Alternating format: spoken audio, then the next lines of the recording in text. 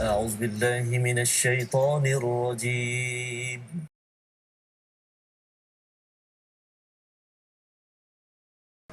أعوذ بالله من الشيطان الرجيم. بسم الله الرحمن الرحيم. الحمد لله رب العالمين. الرحمن الرحيم. مالك يوم الدين. إياك نعبد وإياك نستعين. اهدنا الصراط المستقيم. صراط الذين أنعمت عليهم غير المغضوب عليهم ولا الضالين.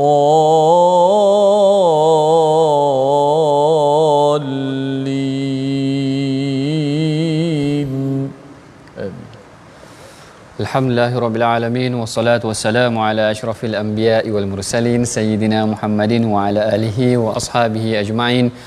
Amma ba'd. Assalamualaikum warahmatullahi wabarakatuh. Apa khabar tuan-puan, para penonton yang dirahmati Allah sekalian? Mudah-mudahan semuanya berada dalam keadaan yang sihat sejahtera. Masih lagi kita berada dalam mood korban kita. Mudah-mudahan semua sihat-sihat sejahtera. Jangan terlalu banyak makan kambing ataupun banyak sangat makan lembu. Takut-takut nanti kan ada orang yang tak sihat, ada darah tinggi dan sebagainya. Mudah-mudahan Allah Ta'ala mengurniakan kita kesihatan dan kesempatan dan sempat lagi kita bertadabbur ataupun mempelajari Al-Quran. Bagi mereka yang menonton daripada Facebook, sama-sama kita share, sama-sama kita sebarkan. Mudah-mudahan kebaikan ini akan dapat kita sama-sama nikmati ataupun sama-sama kita kongsikan kebaikannya kepada yang lain. Baik, sebelum kita mulakan pengajian kita pada hari ini, mari sama-sama kita baca doa ringkas dahulu. A'udzubillahi minasyaitonirrajim. Subhanaka la ilma lana illa ma 'allamtana innaka antas samiul alim. Rabbi zidni ilma. Iaitu mudah-mudahan Allah Ta'ala menambahkan lagi kita pengetahuan kita terhadap ilmu agama. Dan bersama dengan saya, tidak saya lupakan pada hari ini Ustaz Tirmizi kita. Sihat Ustaz Tirmizi? Macam hampir lupa dah. Hampir lupa. Takut banyak makan daging korban. Berapa ekor korban tahun ni Ustaz Tirmizi kita? Masya Allah, saya di masjid saya ada 15 ekor. Masya Allah, 15. Dan pagi tadi sempat juga 2 ekor. Masya Allah, pagi tadi sempat lagi 2 ekor. Masya Allah. Memang kalau makan tak jaga time ni Ustaz, kita bimbang nanti pening kepala pula. Pening kepala, banyak makan sup kambing. Baik, sebelum kita masuk pada halaman yang ke-544 pengajian kita daripada surah Mujadalah pada hari ini, mari sama-sama kita baca dahulu sinopsis pengajian kita pada hari ini, iaitu daripada ayat yang ke-12 hingga ayat ke-21 daripada surah Mujadalah, yang mana ayat yang ke-12 hingga ayat yang ke-21 ini menceritakan mengenai tentang aduan ataupun mengenai tentang apakah arahan yang diperintahkan oleh Allah Ta'ala kepada orang yang beriman sekiranya mereka ingin bertemu, mengadu dengan Rasulullah. Perintah bersedekah sebelum menghadap Rasulullah ini diceritakan pada ayat yang ke-12 hingga ayat yang ke-13. Manakala ayat yang ke-14 hingga ayat yang ke-19, yang ini menceritakan celaan terhadap orang munafik. Ada sifat-sifat mereka yang Allah Ta'ala cela di dalam ayat-ayat ini yang akan kita pelajari sebentar nanti. Dan yang ke-20, ayat yang ke-20 hingga ayat ke-21, Allah Ta'ala menceritakan mengenai tentang kehinaan orang yang menentang Allah dan kemenangan adalah milik Allah dan Rasul. Inilah dia sinopsis pengajian kita pada hari ini. Kita akan tengok apa pandangan ataupun apa hikmah kenapa Allah Ta'ala minta kita bersedekah sedikit sekiranya untuk bermunajat dengan Rasul. Ada sejarah latar belakangnya. Begitu juga dengan sifat-sifat orang munafik dan juga mengenai tentang kemenangan adalah milik Allah.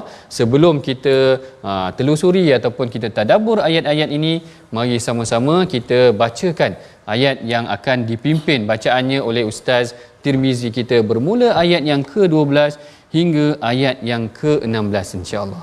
Baik, alhamdulillah, terima kasih Fadil Doktor yang telah menjelaskan pencerahan tadi tentang awal tentang ayat daripada muka surat 544 ini suratul Mujadalah. Mungkin ada juga di sana yang baca Mujadilah, nanti doktor akan teranglah Mujadalah ke Mujadilah. Kita nak baca dahulu daripada ayat 12 hingga kepada ayat yang ke-16 ya. Betul. Okey, jom sama-sama kita baca. Mulakan bacaan kita daripada ayat ke-12 hingga 16 muka surat 544 ini. أعوذ بالله من الشيطان الرجيم يا أيها الذين آمنوا إذا ناجيتم الرسول فقدموا بين يدي نجواكم صدقة ذلك خير لكم وأطهر فإن لم تجدوا فإن الله غفور رحيم أأشفقتم أن تقدموا بين يدي نجواكم صدقات فإذ لم تفعلوا وتاب الله عليكم فأقيموا الصلاة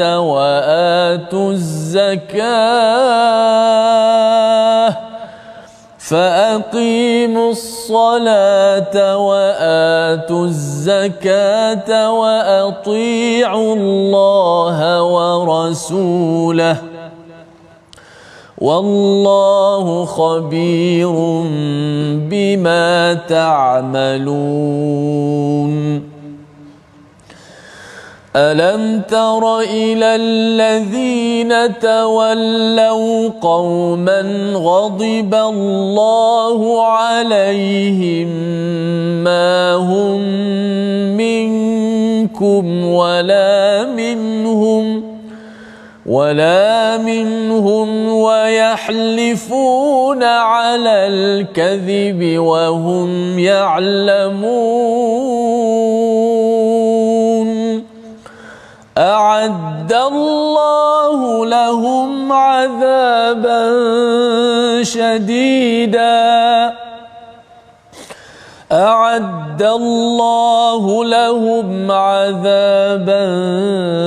شديدا إنهم ساء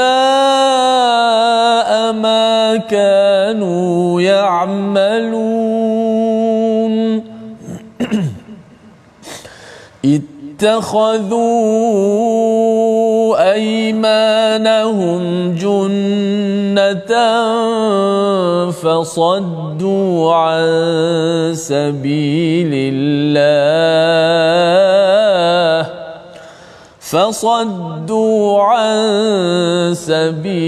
الله فلهم عذاب مهين. صدق الله. Sadaqallahul Azim. Dalam ayat yang ke-12 Allah Ta'ala berfirman, wahai orang-orang yang beriman, apabila kamu hendak menghadap untuk bertanyakan sesuatu kepada Rasulullah, hendaklah kamu bersedekah kepada orang miskin sebelum menghadapnya. Yang demikian itu lebih baik bagimu dan lebih bersih. Tetapi jika kamu tidak ada apa-apa untuk disedekahkan, maka sesungguhnya Allah Maha Pengampun lagi Maha Penyayang. Baik, yang ini perhatikan tuan-puan, ayat yang ke-12 daripada surah Mujadalah atau Mujadilah ini menceritakan tentang arahan yang diperintahkan oleh Allah Ta'ala kepada orang yang beriman. Yang ni yang disebutkan dalam kebanyakan tafsir. Yang ini cara kita nak faham ayat yang ke-12 ini, tuan-puan yang dirahmati Allah sekalian. Kita kena tengok apa konteks keadaan dia, apa background, apa cerita latar belakangnya. Rupanya ada latar belakang dia, ada cerita dia. Dia kata dalam kebanyakan tafsir, Imam Syekh Tantawi ada sebutkan, Imam Ibn Ashur ada sebutkan, dia kata takatsara sahabat. Para sahabat ni ramai yang bertanya kepada Rasulullah, mengadukan masalah mereka tetapi ini menyebabkan Rasulullah berada dalam keadaan yang rasa sempit sedikit kerana masanya banyak diberikan kepada orang-orang yang beriman ini. Lalu Allah Ta'ala nak memberikan sedikit kelonggaran kepada Rasulullah dan nak mendidik orang-orang beriman. Lalu Allah Ta'ala kata, ya ayyuhallazina amanu idza najaitumur rasula faqaddimu baina yaday najwakum sadaqah. Wahai orang beriman, kalau kamu nak jumpa Rasulullah, kamu bagi sumbangan kepada orang miskin dahulu. Bila minta yuran kepada orang miskin ni sedikit dahulu, ada sahabat yang dia terhenti seketika. Maknanya bila melibatkan duit ni, kadang-kadang bila kita minta yuran sikit, orang tak boleh nak bayar. Sedangkan sebenarnya kelebihan tu adalah kelebihan yang baik untuk dia berjumpa dengan Rasulullah. Tapi ada sahabat yang sedemikian. Cuma sebelum kita nak ceritakan tentang bisikan mereka, maknanya bisikan ni mengadu, mereka mengadu kepada Rasulullah. Sebenarnya tema surah Mujadalah ataupun Mujadilah ini tadi adalah tentang tema bisikan ataupun tentang tema Allah Ta'ala Maha mengetahui. Kalau kita tengok asal perkataan Mujadalah, yang ni yang disebutkan oleh Ustaz Tirmizi tadi, ada yang sebut Mujadalah, ada yang sebut Mujadilah.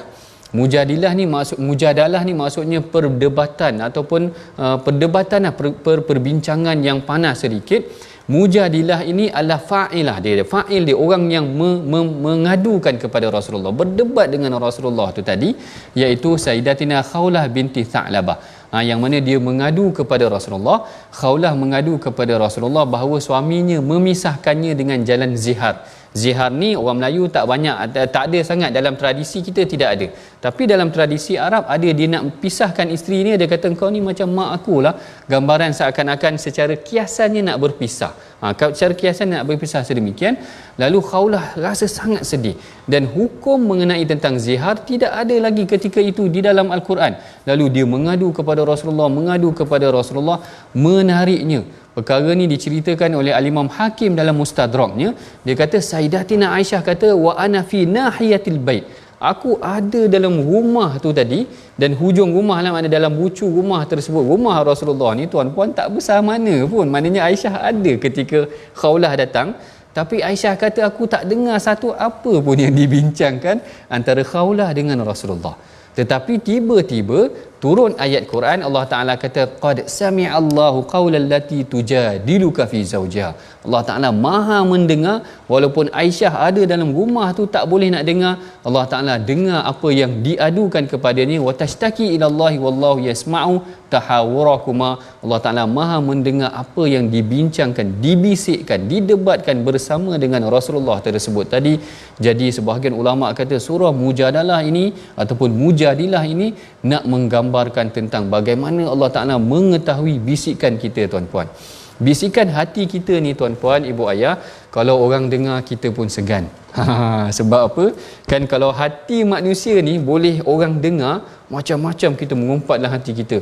Kan kita duduk depan Ustaz Tirmizi nampak senyum je. Tapi dalam hati tak tahu cakap apa kan. Jadi Allah Ta'ala nak cerita, Allah Ta'ala tahu semua bisikan dalam hati. Allah. Ini dia punya tema surah Mujadalah ataupun Mujadilah ini tadi. Kalau dalam ni disebut Mujadalah lah, dalam Quran disebut Mujadalah, tapi dalam tafsir Tantawi dia lebih suka Mujadilah. Tapi tak apa, kita selaras satu kalimah aja Mujadalah, senang, takut keliru pula nanti. Dalam surah Mujadalah ini temanya Allah Ta'ala Maha mengetahui. Ada 3 kali Allah Ta'ala sebutkan tentang kaedah ataupun bagaimana adab untuk berbisik ataupun bercakap sesama kita dalam keadaan yang senyap, diam ini tadi. Yang pertama dalam ayat yang ke-9 Allah Ta'ala ada cerita. Dia kata, Allah Ta'ala kata ya ayyuhallazina amanu idza tanajaitum fala tatanajau bil ithmi wal udwan. Kalau kita nak berbisik dengan kawan kita, jangan bisik perkara yang membuat sesuatu dosa. Seakan-akan kita bisik-bisik, buat senyap-senyap, kita buat satu grup WhatsApp lah. Buat grup satu WhatsApp yang kita bisik ataupun plan untuk buat satu perkara yang tidak baik, maka ini ditegur oleh Allah Ta'ala. Allah Ta'ala kata, aku tahu semua perkara. Aku tahu semua yang dibisikkan dalam hati manusia ke, di luar hati manusia ke. Yang keduanya Allah Ta'ala kata, ya ayyuhallazina amanu idza qila lakum tafassahu fil majalisi. Kalau orang tu bisik kat kita duduk dalam satu majlis, kesot sikit, kesot betul Ustaz, mengesot sikit lah, ke tepi sikit sebab saya nak duduk, maka sebenarnya kesot betul kan? Boleh. Maknanya ke tepi sedikit sebab saya nak duduk ni, maka dibenarkan ataupun boleh kalau kalau ajar ataupun sebut tentang tafassahum, berlapang ataupun bagikan ruang kepada yang lain. Dan yang ketiga, bisikan juga tadi, mana bisikan tepi sikit supaya orang lain dapat ruang untuk sama-sama menuntut ilmu. Yang ketiga ini Allah Taala ajar. Yang ni yang kita ceritakan tadi, bahawa para sahabat ni ramai cerita masalah, banyak cerita masalah kepada Rasulullah. Akhirnya Allah Taala ajar kepada para sahabat, kalau nak jumpa Rasulullah, kalau nak berbisik dengan Rasulullah, nak mengadu kepada Rasulullah, antuqaddimu, ataupun Allah Taala kata faqaddimu baina yaday najwakum sadaqah, hendaklah kamu beri sumbangan dahulu kepada orang fakir miskin, baru datang berjumpa dengan Rasulullah. Jadi disebabkan dengan ini kurang sikit dah kenakan yuran ni, ataupun dah kenakan sedikit sumbangan, kurang sedikit yang berjumpa dengan Rasulullah, adalah kerehatan masa kepada Rasulullah. Dikatakan dalam beberapa tafsir menyebutkan sebenarnya ayat ini seketika sahaja dipraktikkan oleh para sahabat, kerana ayat yang seterusnya itu, ayat yang ke-13 itu memansuhkan arahan ayat yang ke-12. Maknanya ayat yang ke-13 itu memansuhkan. Allah Ta'ala kata fa'idlam taf'alu, sekiranya kamu tak mampu, Allah Ta'ala telah memberikan kamu taubat, menerima taubat kamu, faqimus salat, maka dirikan salat saja. Menurut Al-Imam Ibn Ashur, ayat yang ke-12 tadi arahan supaya bagi sumbangan, kalau nak jumpa Rasulullah, bagi sumbangan dulu kepada orang miskin. Ayat yang ke-13, Al-Imam Ibn Ashur kata turun 10 hari setelah daripada ayat yang ke-12 diturunkan. Jadi dia seakan-akan memberikan keringanan. Kalau tak mampu, tak apalah. Kerana ada kisahnya yang disebutkan dalam Jami' Tirmizi, dalam Sunan Tirmizi, ada disebutkan kisahnya mengenai tentang Saidina Ali. Saidina Ali dikatakan antara orang yang satu-satunya yang sempat bagi sedekah sebelum jumpa dengan Rasulullah. Saidina Ali kata, aku ada 1 dinar yang aku pecahkan dinar ni kepada dirham. Kalau aku nak jumpa Rasulullah, aku akan sumbangkan sedikit, baru aku jumpa Rasulullah kalau aku nak mengadu masalah. Tapi tak ramai, maknanya hanya Saidina Ali sahaja yang dikatakan sempat untuk mengamalkan kaedah tersebut. Tetapi kaedah ini sebenarnya untuk mendidik orang beriman. Ada masalah sebenarnya sumbangkan ataupun berikan sedekah. Yang ini saya suka daripada hadis riwayat Abu Daud. Ada diceritakan satu hadis, Rasulullah kata dawu maradakum bis sadaqah. Kalau kamu sakit, cuba rawat sakit kamu itu dengan sedekah. Kadang-kadang kita dah sakit baru nak sedekah. Waktu sihat, sebab tu Rasulullah kata anta saddaqa, kamu hendaklah bersedekah, wa anta syahihun sahih, ketika kamu kedekut, ketika kamu sihat, kerana itu yang sepatutnya sebaik-baik waktu sedekah. Tetapi tidak menjadi masalah kalau kita ada masalah, kalau kita sakit, kalau kita ditimpa kesusahan, kita bersedekah. Mudah-mudahan orang yang menerima sedekah tu tadi, dia kata ya Allah lapangkanlah urusan dia, dapat doa daripada orang yang susah itu tadi. Sebenarnya menarik. Ini kaedah yang diajarkan oleh Rasulullah. Bila nak mengadu kepada Rasulullah, ada masalah nak mengadu dengan Rasulullah, cuba sedekah dahulu. Yang ini kita boleh praktikkan. Ambil daripada hadis Abu Daud tadi, yang mana Rasulullah kata dawu maradakum bisadaqah, cuba rawat. Kadang-kadang kita dah cuba rawat dengan bagai-bagai kaedah, tak boleh, cuba kita bersedekah. Perkara ni sebenarnya pernah ditanya kepada Abdullah bin Mubarak, seorang tabi'i yang masyhur. Abdullah bin Mubarak ni dikatakan datang kepada dia seorang yang mengadu masalah, maknanya dia ada sakit. Lalu Abdullah bin Mubarak kata, engkau cari mana-mana kawasan manusia yang memerlukan telaga air. Ada telaga air, kau buat telaga air. Dia kata tak lama lepas tu penyakit dia dikatakan beransur pulih.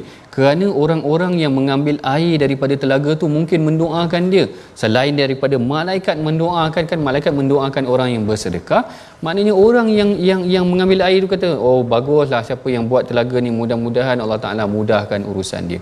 Doa orang setiap hari kepada kita, tuan-puan, mudah-mudahan memberikan kelapangan kepada kita. Ini antara pengajaran penting daripada 2 ayat yang pertama, menceritakan bagaimana Allah Ta'ala mendidik orang beriman. Bila nak bertemu dengan Rasulullah, nak adu masalah, nak bisik masalah kepada Rasulullah, sedekah dahulu. Mudah-mudahan Allah Ta'ala akan memudahkan urusan kita. Kemudian ayat yang ke-14 dan ke-15, ayat ke-14, 15, 16 ini pada hakikatnya menceritakan tentang sifat orang munafik. Macam mana pula boleh beralih? Ini menarik. Macam mana daripada tentang bisikan-bisikan ni Allah Ta'ala alihkan kita tentang sifat orang munafik. Yang ini sebenarnya ada kaitan dengan surah yang sebelumnya, dikatakan ada kaitan juga dengan surah Hadid, kemudian ada kaitan juga dengan surah yang selepasnya, surah Al-Hasyr. Nanti surah Al-Hasyr tuan-puan akan tengok bagaimana peranan orang munafik ini memecah belahkan umat Islam. Dan dengan bisikan rahsia, sebenarnya kita bisik-bisik ini pun sebenarnya dibimbangi ada perangai orang munafik yang akan yang akan kita ceritakan selepas daripada ini. Sebelum tu, sebelum kita telusuri lagi lebih banyak mengenai tentang sifat orang munafik, kita perhatikan dahulu tuan-puan perkataan pilihan kita pada hari ini, insya-Allah. Baik, perkataan kita, pilihan kita pada hari ini adalah hadza. Hadza iaitu hawaza, ya, yang membawa maksud menguasai. Yang ni yang disebutkan sebanyak 2 kali di dalam Al-Quran pada ayat yang ke-19. Kalau tuan-puan di rumah ada mushaf, ada ada Quran, boleh buka halaman 544 ini, ayat yang ke-19. Allah Taala kata istahwadha alaihimus syaitan, iaitu syaitan menguasai mereka, fa ansahum zikrallah, sehingga mereka lupa untuk mengingati Allah. Jadi perkataan hadza ini dan hawadha ini membawa maksud iaitu mereka dikuasai oleh syaitan ataupun mereka dikuasai. Baik, kalau kita tengok tadi ayat yang ke-12 13, kita ceritakan tentang kaedah Rasulullah ajar ataupun Allah Taala didik para sahabat nak bertemu dengan Rasulullah, nak mengadu masalah, cuba bersedekah dahulu. Allah Taala ubah sikit plot penceritaannya pada ayat yang ke-13, 14, 15 dan 16 ini, 14 hingga 16 menceritakan tentang sifat-sifat orang munafik, bagaimana dalam bisikan-bisikan ini ada sifat orang munafik yang berbisik merancang untuk menjatuhkan Rasulullah, bahkan yang lebih teruk lagi untuk membunuh Rasulullah pun ada. Yang ini Allah Ta'ala ceritakan tentang sifat mereka melantik orang yang dibenci oleh Allah Ta'ala, iaitu kaum Yahudi itu sendiri sebagai pemimpin mereka. Allah Ta'ala kata alam tara ilal ladzina tawallaw qauman ghadiballahu alaihim ma hum minkum. Yang ini teguran Allah Ta'ala tentang sifat pertama orang munafik, dia melantik orang yang dibenci oleh Allah Ta'ala. Apakah sifat yang dibenci oleh Allah Ta'ala itu? Kita akan sambung perbincangannya selepas daripada ini. Kita rehat dahulu seketika, jangan ke mana-mana.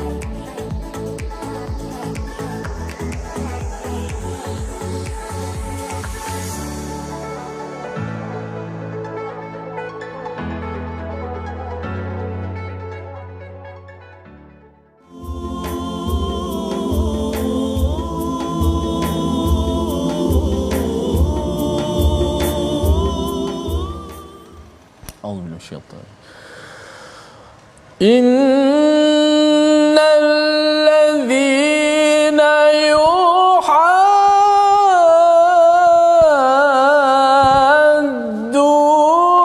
Allaha wa rasulahu ulaika fil adhalli.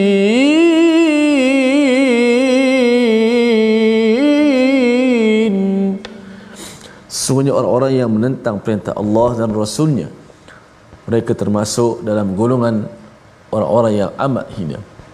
Sadaqallahul Azim. Ini sebahagian daripada petikan ayat yang ke-20 yang saya bacakan sebentar nanti, insya-Allah akan ditadabbur oleh Fadil Doktor berkenaan dengan golongan ini, dan mudah-mudahan kita doakan kepada Allah Subhanahu Wa Taala kita terhindar, Allah Taala selamatkan kita dari golongan orang yang menentang Allah dan Rasul, dan ini adalah golongan yang sangat hina. Mudah-mudahan kita sentiasa menjadi orang yang menjunjung perintah Allah dan Rasul dan mengangkatkan agama ini, insya-Allah. Baiklah sahabat-sahabat, kita hari ini dah berada pada hari, masih lagi berada pada hari Tasyrik. yang mana sebahagian daripada masjid-masjid di sini masih lagi mengadakan menyembelih korban, binatang korban sebagai bentuk kesyukuran. Dan yang paling penting, korban-korban tu daripada perkataan Arab lah, doktor ya. Betul. Dah jadi perkataan Melayu dah, kita sebut korban-korban asal daripada perkataan Arab, dah dimelayukan. Maknanya kita memahami korban ni, kita mengorbankan jiwa kita, harta benda kita, masa kita, tenaga kita, wang ringgit kita, semata-mata untuk mendekatkan diri kepada Allah Subhanahu Wa Taala. Moga-moga Allah terima segala amalan kita mula daripada Ramadan yang lalu. Kita minta Allah Taala terima amalan kita bulan Ramadan, dan masuk pula kita masuk hari raya Aidil Adha, dan kita doakan para jemaah kita semua selamatlah, insya-Allah dipermudahkan segala urusan dan mendapat haji yang mabrur, insya-Allah. Baik sahabat-sahabat, sebelum kita nak meneruskan lagi, ada separuh lagi ayat daripada muka surat 544 ini. Kita nak belajar sikit tajwid sebelum kita terlihat slide kita. Okey, kita nak tengok contoh mana pada slide kita pada hari ini. Jelaskan sebutan ada dua huruf hamzah yang berhimpun dalam satu perkataan. Itulah perkataan ashfaqtum an tuqaddimu baina yaday najwakum sadaqat. Ada dua hamzah yang bertemu. Tu perkataan pertama tu.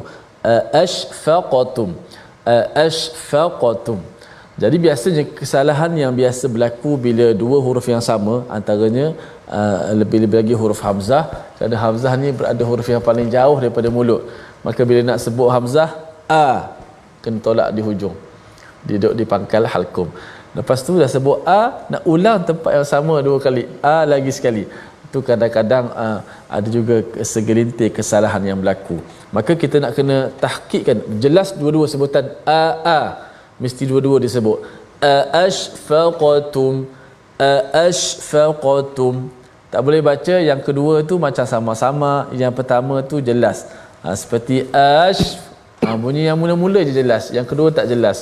Ataupun dua-dua tak jelas. Ashfaqtum. Dia tekan tapi dia tak tekan hamzah. Tak nak bunyi macam tu.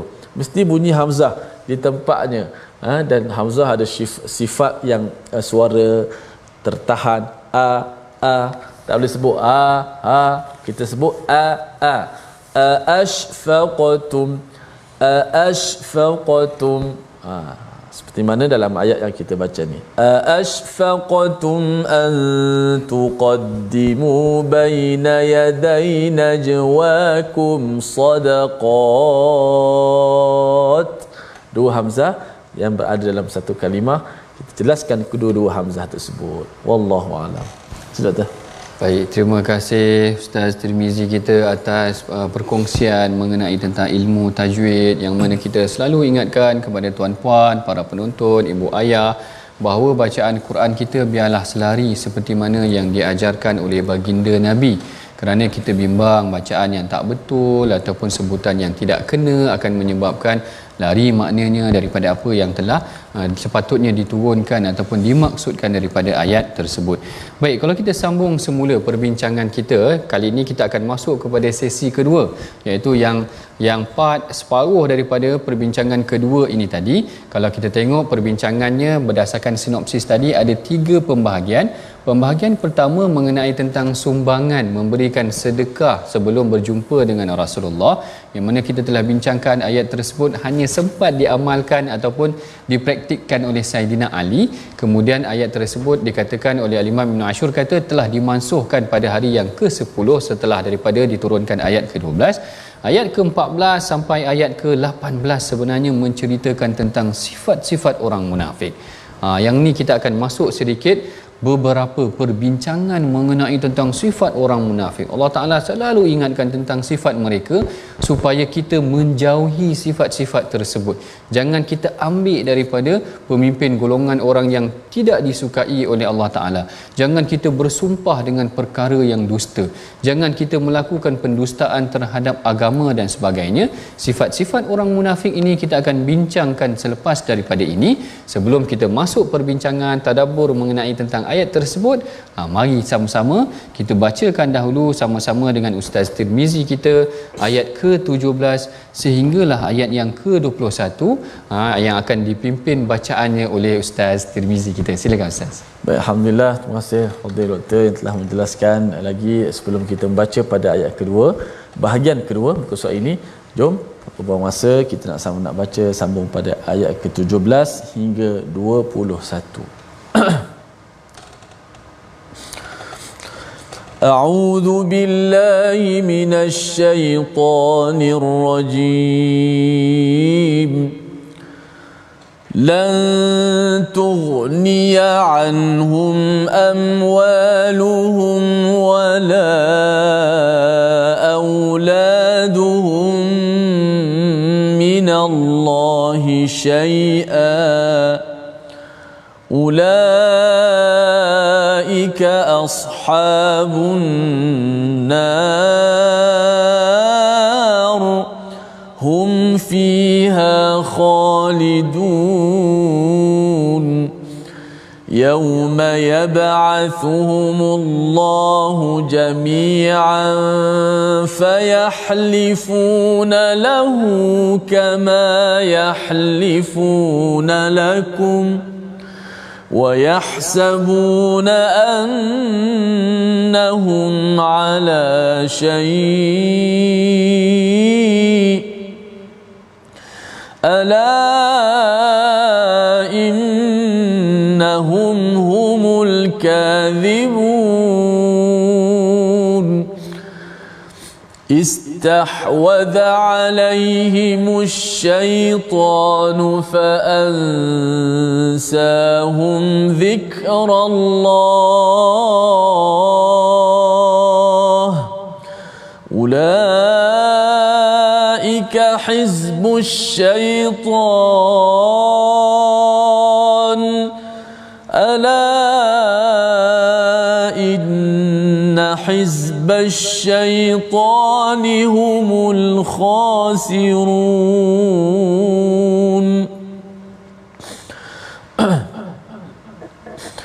إن الذين يحادون الله ورسوله أولئك في الأذلين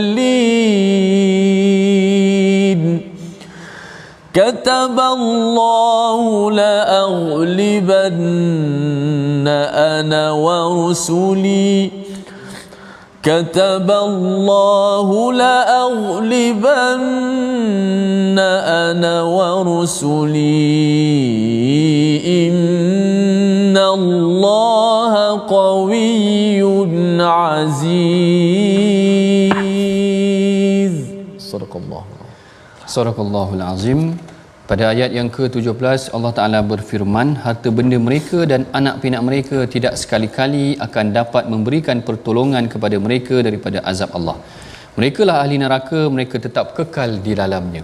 Yang ini adalah ancaman yang Allah Ta'ala berikan kepada orang-orang munafik, yang mana bermula daripada ayat yang ke-14. Sebenarnya Allah Ta'ala mendedahkan kepada kita, menceritakan kepada kita tentang sifat orang munafik. Yang pertama, mereka melantik, memilih, bersekongkol dengan orang-orang yang dibenci oleh Allah Ta'ala. Tawallau qauman ghadiballahu alaihim, iaitu Allah Ta'ala bertanya kepada orang yang beriman, tidakkah engkau melihat betapa jahatnya orang-orang yang bersahabat karib dengan kaum yang telah dimurkai oleh Allah akibat kekufuran dan khianat mereka.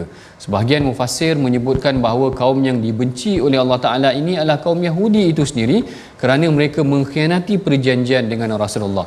Kalau kita perhatikan bagaimana Rasulullah ketika sampai di Madinah, baginda berusaha untuk membangunkan Madinah, baginda menjalankan perjanjian bersama dengan kaum Muhajirin dan Ansar, dan terlibat sama dalam perjanjian tersebut adalah kaum Yahudi. Tetapi kaum Yahudi ini perlahan-perlahan mereka cuba mengkhianati perjanjian bersama dengan Rasulullah. Mereka menyakiti Rasulullah. Kita tengok Bani Qainuqa menyakiti orang wanita muslimah, menyingkap mereka aurat mereka dan sebagainya. Kita tengok Bani Nadir, bagaimana mereka merancang untuk menghempapkan batu ke atas Rasulullah. Kita tengok Bani Quraizah, bagaimana mereka mengkhianati dalam perang Khandaq itu sendiri. Ini semua adalah sikap-sikap kaum yang dibenci oleh Allah Ta'ala, kerana mereka merancang untuk membunuh, menjatuhkan Rasulullah, bahkan memecah belahkan kaum ataupun umat Islam di Madinah itu sendiri, tiba-tiba Allah Ta'ala kata tiba-tiba ada dalam kalangan orang yang beriman ataupun orang munafik itu sendiri berpura-pura beriman, mereka memilih untuk bersahabat baik, bersekongkol dengan kaum yang mengkhianati Allah dan Rasul. Yang inilah yang menyebabkan Allah Ta'ala menegur sikap mereka, Allah Ta'ala mendedahkan tentang sifat mereka. Kalau mengikut Syekh Tantawi, di dalam tafsirnya dikatakan ayat ini diturunkan kepada seorang lelaki namanya Abdullah bin Nabtal. Abdullah bin Nabtal ini dia duduk dengan Rasulullah, dan Rasulullah tahu. Yang ni yang menarik, yang kisah ni Ustaz, Rasulullah tahu. Rasulullah kata akan datang seorang lelaki, dia akan duduk bersama dengan kita dan dia akan melihat aku dengan pandangan syaitan. Maknanya dia akan melihat Rasulullah dengan pandangan yang tidak suka dan dia akan mengumpat di belakang Rasulullah. Apabila dia datang, Rasulullah terus tegur dia. Rasulullah kata, apa yang akan kau cerca lagi kami di belakang kami nanti. Rasulullah tahu tentang apa yang dilakukan oleh lelaki ini. Lalu lelaki ini kata ittakhadhu, ini yang kata dia bersumpah, tak ada, wallahi tak ada. Ini selalu dilakukan kadang-kadang oleh orang Arab, sikit-sikit wallahi semua tak ada, wallahi bersumpah dengan nama Allah, tetapi sebenarnya dia mendustakan Allah dan Rasul. Di hadapan Rasulullah, dia buat-buat dengar apa yang nak disampaikan oleh Rasulullah. Abdullah bin Nabtal ni apabila selesai, dia akan pergi kepada kaum Yahudi dan dia akan ceritakan. Yang kita ceritakan surah Mujadalah ini banyak bisikan orang yang beriman, bisikan orang-orang yang duduk dalam satu majlis minta untuk dilapangkan majlis, bisikan orang munafik kepada orang kafir ataupun kepada orang Yahudi itu tadi untuk merancang untuk mengenakan Rasulullah itu kembali. Ini sifat pertama yang disebutkan oleh Allah Ta'ala tentang orang munafik yang tidak disukai oleh Allah Ta'ala. Mereka melantik orang yang tidak disukai ataupun dimarahi, dibenci oleh Allah Ta'ala. Kalau pengajaran kita pada hari ini, kalau kita tengok kadang-kadang ada juga kita bersikap sedemikian. Kadang-kadang kita tak suka dekat seseorang, kita tak suka dekat bos kita depan bos kita cakap baik saja, belakang bos pun kita mengumpat sesama kita, cakap perkara yang tak elok. Mungkin juga kita boleh ambil pengajaran daripada sikap Abdullah bin Nabtal ni tadi. Depan Rasulullah dia bercakap baik dengan Rasulullah, belakang Rasulullah dia mengadu domba ataupun dia bercakap perkara yang tidak elok dengan Rasulullah. Apabila berhadapan dengan Rasulullah, mereka mengambil sumpah-sumpah mereka. Ini Allah Ta'ala kata ittakhadhu aymanahum junnatan. Mereka menjadikan sumpah mereka sebagai perisai. Dan kalau dalam terjemahan ni ditulis taming ni maknanya perisai lah barangkali. Junnatan fasaddu an sabilillah, lalu mereka menghalang daripada jalan Allah itu tadi. Mereka bersumpah dengan sumpah yang seperti yang disebutkan oleh Abdullah bin Nabtal tu tadi. Jadi kat sini ada dua sifat mereka yang kita telah bincangkan. Yang pertama, dia bersahabat baik dengan kaum yang dibenci oleh Allah Ta'ala. Ini kita kena jauhkan. Kalau ada kaum di muka bumi ini yang kita lihat sifatnya menentang Allah Ta'ala, sepatutnya kita tidak mendekati mereka. Sepatutnya kita tidak berbuat baik, bahkan kita menasihati mereka, berdakwah kepada mereka. Kerana itulah yang diajarkan, bahawa kita tidak mengambil kaum yang membenci ataupun dibenci oleh Allah Ta'ala sebagai sahabat karib. Yang keduanya, sifat orang munafik ni, dia berani bersumpah dengan nama Allah atas pendustaan yang mereka lakukan. Yang ketiga disebut dalam ayat yang ke-17 ini adalah tentang anak dan harta mereka. Allah Ta'ala kata lan tughniya anhum amwaluhum wala auladuhum minallahi syai'a. Kalau kamu ada harta yang banyak pun, wahai orang munafik, kalau kamu ada anak yang ramai dan hebat-hebat pun, ini semua tidak akan memberikan kebaikan kepada kamu. Yang ni kita nak bincangkan sedikit terperinci mengenai tentang anak dan harta. Kerana kita secara umumnya, manusia ini memang sukakan anak dan harta. Bahkan dia berbangga-bangga dengan anak dia. Anak kau jadi apa? Anak aku doktor, dia kata macam tu. Anak kau jadi apa? Kata, anak aku ni jadi engineer dan sebagainya. Dia berbangga dengan anak dia. Dan sifat ini sebenarnya tidak salah. Sifat ini berbangga dengan anak tidak salah. Ini yang kalau kita tengok dalam hadis yang saya namakan hadis teka-teki. Hadis teka-teki ni Rasulullah pernah duduk dengan para sahabat. Saya barangkali saya dah cerita pada tuan-puan banyak kali, saya ulang sedikit. Hadis teka-teki ni Rasulullah kumpul dengan para sahabat. Rasulullah tanya pada para sahabat, inna minasyajari syajaratun la yasqutu waraquha. Rasulullah kata ada satu pokok yang mana Rasulullah kata ada dalam banyak-banyak pokok, ada satu pokok yang daunnya tidak gugur. inna minasyajari syajaratun la yasqutu waraquha. Ada dalam banyak-banyak pokok ada satu pokok yang daunnya tidak gugur. Dalam banyak-banyak sungai ada satu sungai yang tajam, sungai lembing katakan. Dalam banyak-banyak pokok macam itulah, dalam banyak-banyak macam teka-teki. Para sahabat cuba jawab teka-teki Rasulullah tu apalah pokok yang daunnya tidak gugur. Akhirnya Rasulullah kata innahan nakhlah, iaitu buah tamar ataupun pokok tamar yang mungkin daun dia tak gugur, pelepah ni yang jatuh. Teka-teki Rasulullah bagi kepada para sahabat. Bila nak balik rumah tu, Abdullah bin Umar, anak kepada Saidina Umar, cerita kepada Umar. Dia kata kepada Umar, aku tahu dah jawapan dia tu tadi.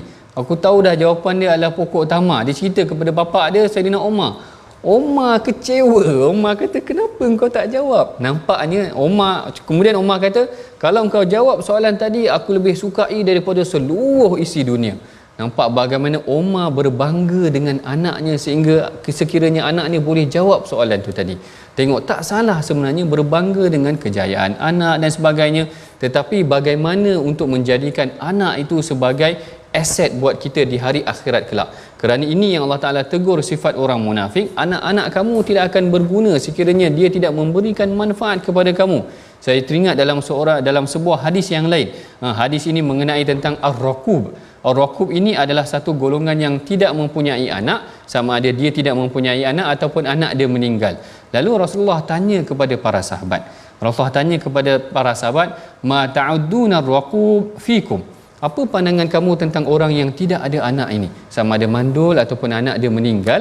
Lalu sahabat kata, qulna allazi la yuladu lahu, iaitu ar-raqub ini adalah orang yang tidak mempunyai anak. Lalu Rasul kata, laisa dzakar raqub, itu bukan raqub. Raqub ataupun orang yang tidak mempunyai anak di sisi aku adalah ar-rajul allazi lam yuqaddam min waladihi syai'an, iaitu orang yang mempunyai anak tetapi anaknya tidak memberikan manfaat buat dirinya. Ini yang disebutkan dalam hadis. Rasul kata, idza mata ibnu adam inqata amaluhu illa min thalath. Kalau kita meninggal esok, tidak ada apa perkara yang akan kekal melainkan 3 perkara.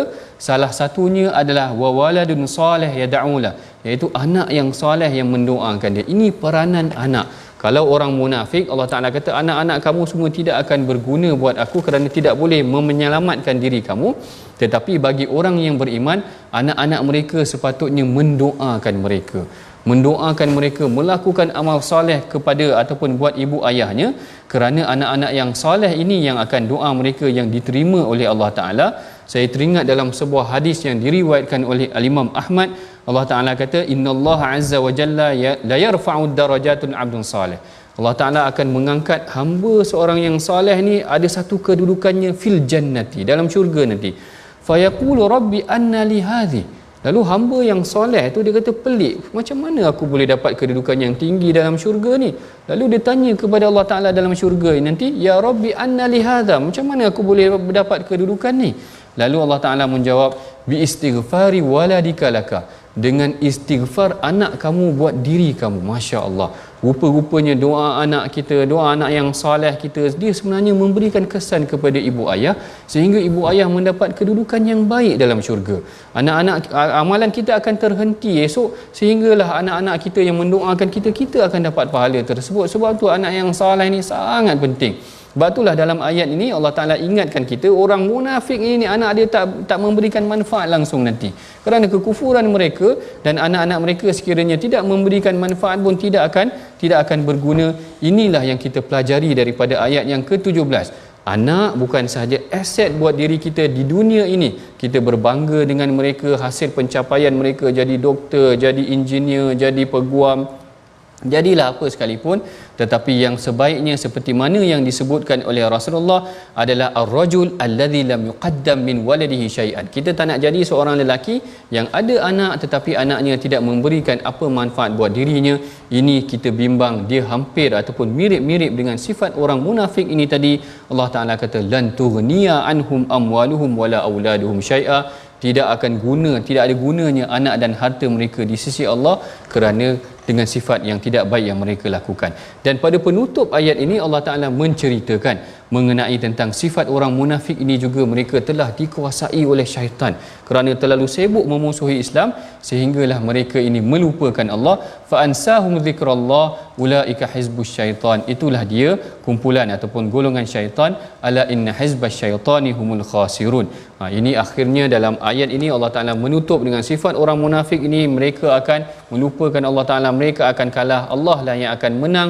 Allah Taala kata kataballahu la aghlibanna ana warusuli. Jadi oleh itu tuan-puan yang dirahmati Allah sekalian, kita dah tengok dah pada halaman ini bagaimana sebenarnya pengajaran yang penting, kita jauhi sifat orang munafik, kita banyakkan bersedekah.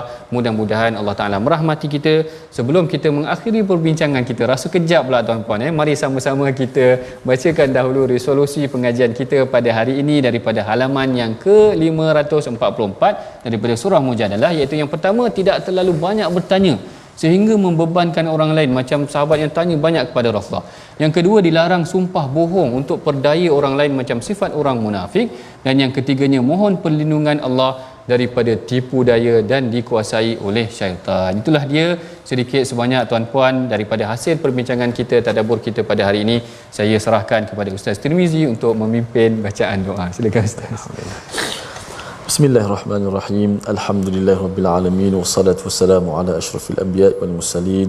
Allahumma taqabbal minna salatana wa siyamana wa qiyamana wa khushu'ana wa ruku'ana wa sujudana innaka antas samiul alim wa tub alaina innaka antat tawwabur rahim. Allahumma yassir lana umurana.